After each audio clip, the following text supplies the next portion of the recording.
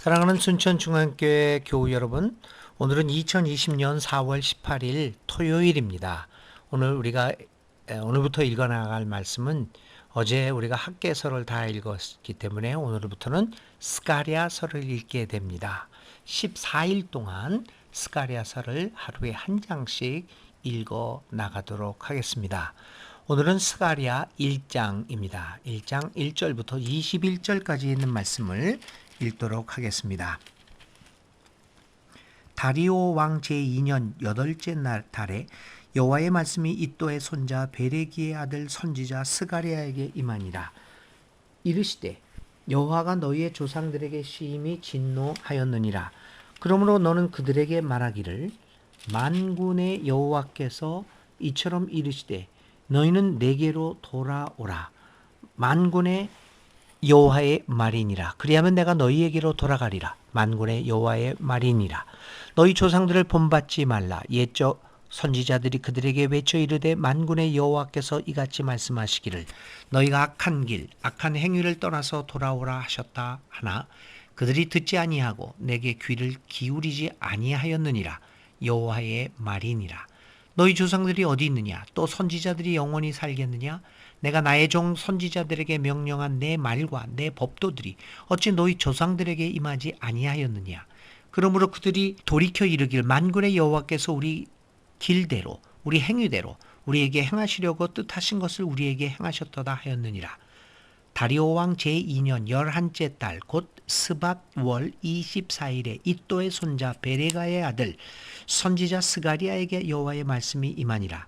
내가 밤에 보니 한 사람이 붉은 말을 타고 골짜기 속 화석류 나무 사이에 섰고 그 뒤에는 붉은 말과 자줏빛 말과 백마가 있기로 내가 말하되 내 주여 이들이 무엇이니까 하니 내게 말하는 천사가 내게 이르되 이들이 무엇인지 내가 내게 보이리라 하니 화석류 나무 사이에 선자가 대답하여 이르되 이는 여호와께서 땅에 두루 다니라고 보내신 자들이니라.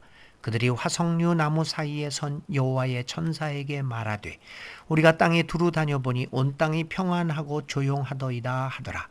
여호와의 천사가 대답하여 이르되 만군의 여호와여 여호와께서 언제까지 예루살렘과 유다 성읍들을 불쌍히 여기지 아니하시려 하나이까. 이를 노하신 지 70년이 되었나이다 하매 여호와께서 내게 말하는 천사에게 선한 말씀 위로하는 말씀으로 대답하시더라.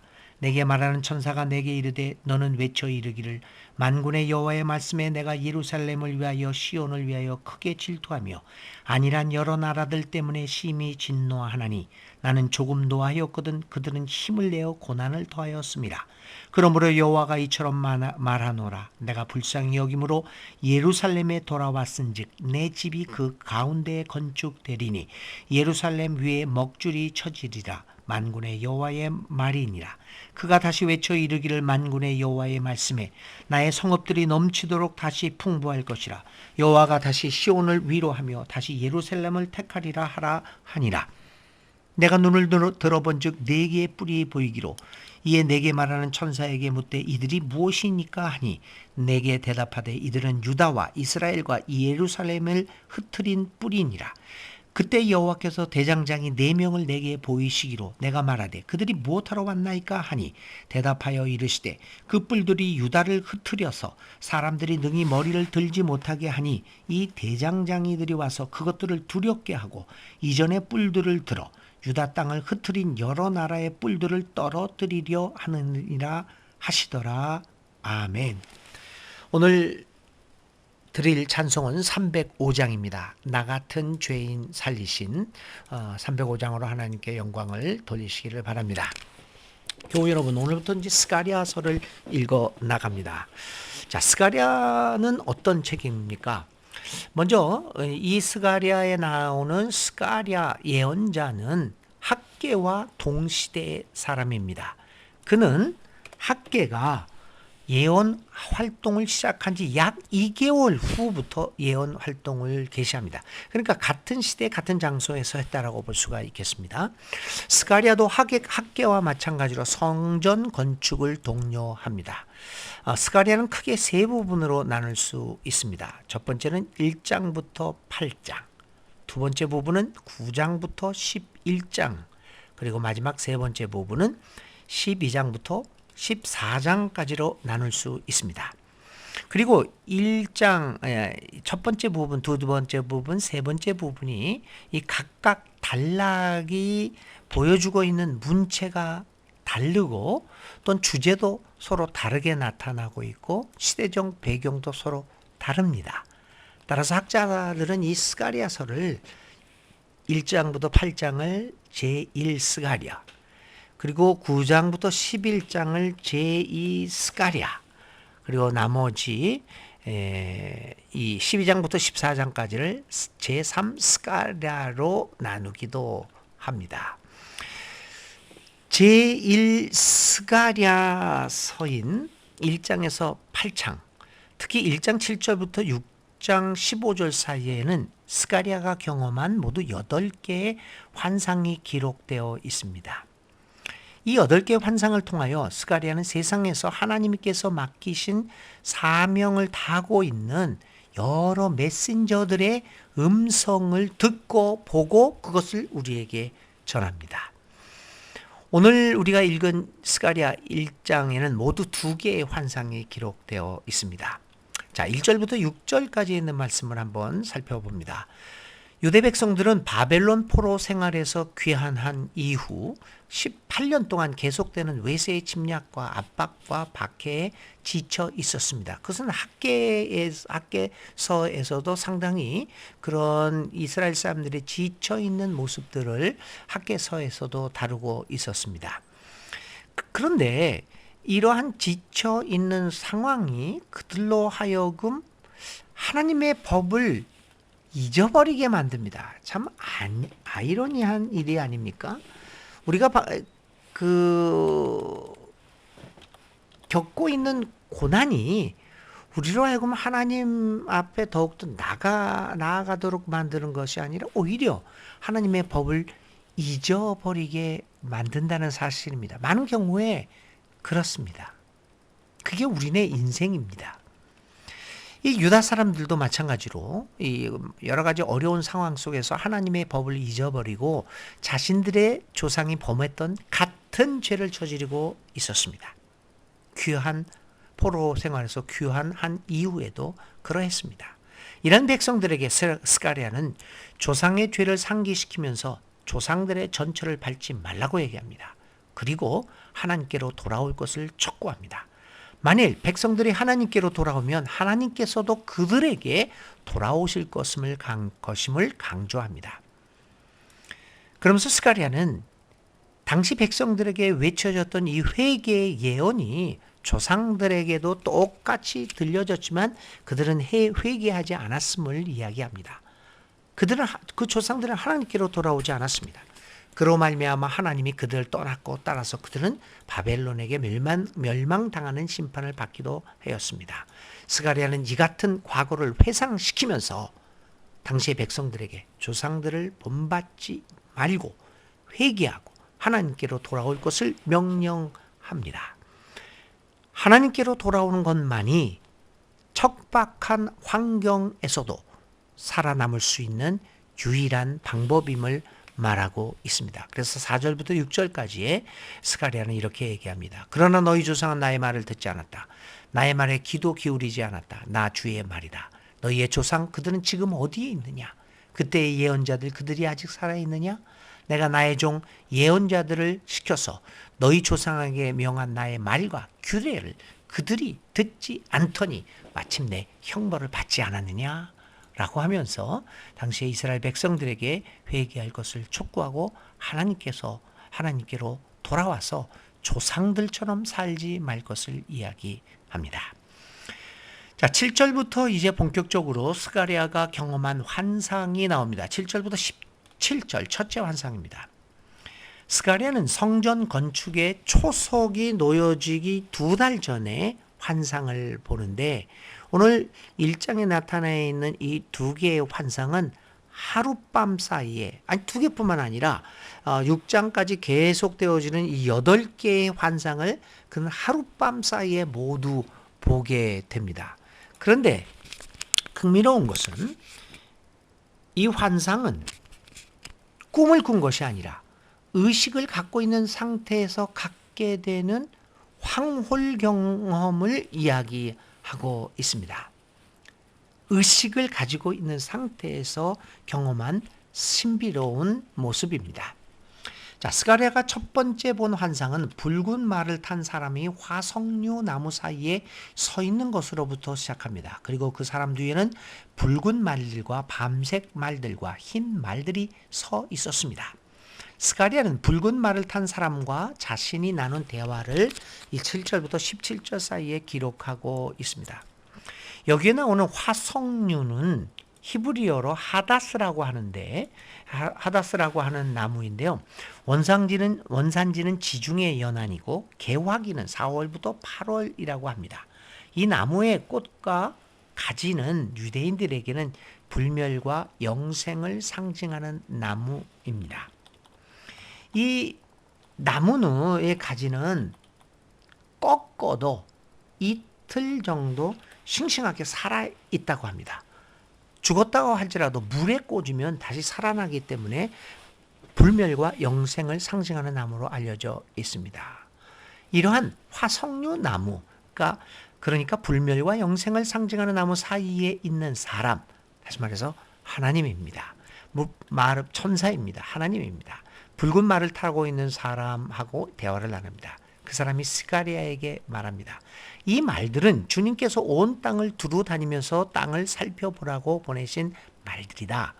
그리고 그 말들의 임무는 세상을 둘러보는 일이었습니다. 세상을 둘러본 말들이 보고하는 내용이 온 땅이 조용하고 평온하였다는 것입니다. 평온한 세상, 어느 소리도 나지 않는 조용한 세상. 이것은 우리 모두가 바라는 세상의 모습이 아니었습니까? 그런데 스가랴는 이 평온한 세상에 대하여 하나님으로부터 이상한 말을 듣습니다. 안일한 생활을 즐기는 이방 나라들에게는 크게 화가 난다. 하나님이 평온한 세상을 향하여 그 세상을 보면서 화가 난다고 이야기합니다. 왜냐하면 그들이 누리는 평온함은 하나님이 원하시는 평온이 아니었기 때문입니다. 그들이 누리는 평온함은 하나님의 질서가 아니라 하나님의 백성들과 하나님의 나라를 희생하면서 이루어낸 이기적인 평온함이었기 때문입니다. 그리고 그 평화는 거짓 평화였기 때문입니다. 그것은 실제로는 평화가 없으면서도 평화롭다, 평화롭다라고 외치는 거짓 예언자들의 선포로 인하여 많은 사람들이 착각하고 있는 상황이라는 것입니다. 하나님 없는 거짓 평화에 우리는 얼마나 속고 있습니까? 스가랴는 이 환상을 통하여 하나님이 이 거짓 평화를 뒤엎으실 것임을 말합니다. 이웃 나라인 유다를 희생하여 자신들의 번영을 이룩한 바벨론과 강대국들에 대한 심판이 예고되고 있습니다.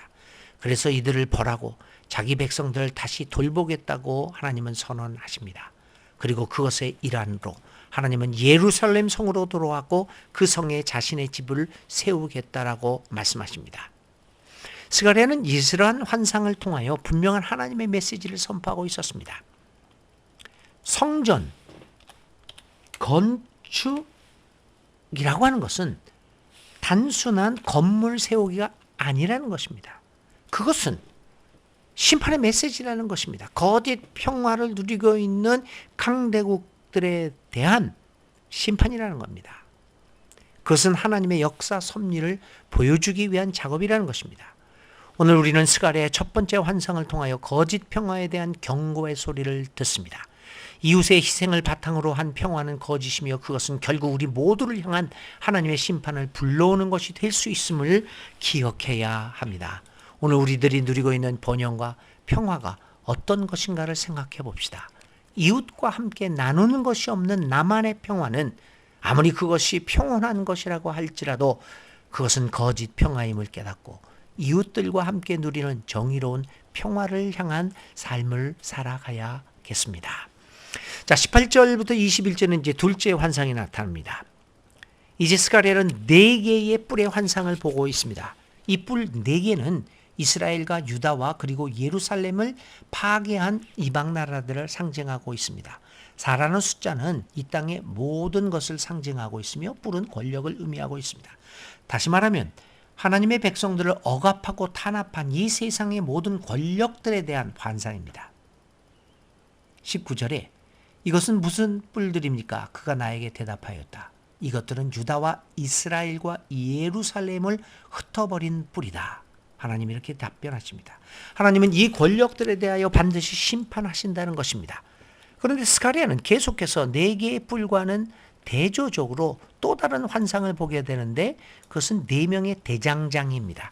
대장간의 새망치를 들고 있는 4명의 대장장이는 권력의 상징인 뿔을 망가뜨리는 일을 하기 위하여 온 사람입니다. 이 뿔 넷은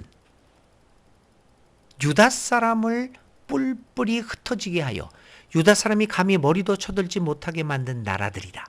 그러나 대장장이 넷은 곧 유다 땅을 뿔로 들이받아 백성을 흩어버린 이방 나라를 떨게 하고 그 이방 나라들의 뿔을 꺾으려고 온 사람들이다. 21절의 말씀입니다. 결국 강대국들은 하나님의 심판에 의하여 최후를 맞이하게 될 것입니다. 그리고 결국 역사의 주인은 하나님이신 것을 만찬하에 드러내 주실 것입니다. 오늘 우리는 스가랴의 4뿔과 4명의 대장장의 환상을 통하여 깨닫습니다. 그 어떤 권력도 영원하지 않으며 그리고 그것은 하나님의 심판 아래에 있음을 알게 됩니다. 그러므로 우리는 오직 하나님 앞에서 겸손하게 나에게 주어진 사명을 다할 뿐입니다. 거짓 평화는 결국 하나님에 의해서 해체되어짐을 보면서 하나님 안에서 진정한 평화를 누릴 수 있도록 해야겠습니다. 그리고 진정한 평화는 우리의 이웃을 어떻게 대하고 있느냐 하고 직결되고 있습니다. 오늘의 머무름입니다. 오늘의 우리가 묵상할 단어입니다. 거짓 평화와 이웃입니다. 오늘의 기도 드립니다. 우리는 얼마나 많이 거짓 평화에 속고 있는지요. 물질이 풍요로우면 그리고 우리의 삶이 편안해지면 그것을 평화라고 생각하고 하기도 합니다. 그 평화가 이웃의 희생을 요구하고 이웃의 안녕을 해치는 것이라고 할지라도 나의 평화가 유지된다고 하면 우리는 그것을 용납하고 맙니다. 그런데 하나님, 오늘 우리는 하나님으로부터 이웃이 배제된 그리고 이웃의 희생으로 인하여 누리는 평화는 거짓 평화라는 말을 듣습니다. 하나님, 우리가 지금까지 거짓 평화에 속아왔습니다. 우리를 용서하여 주옵소서. 우리에게 지혜를 주셔서 진정한 평화를 찾는 우리들이 되게 하옵소서. 예수님의 이름으로 기도를 드립니다. 오늘의 실천입니다. 오늘 내가 누리고 있는 평안함이 진정한 평화인지 혹은 거짓 평화인지를 살펴보고 내가 이웃들에 대하여 어떻게 대하고 있는지를 발견해 봅시다. 그리고 만일 거짓 평화가 있다면 하나님께 기도하여 진정한 평화를 찾을 수 있도록 해 봅시다. 오늘도 하루 하나님의 은혜 가운데서 평안하고 건강한 하루 되시기를 기원드립니다.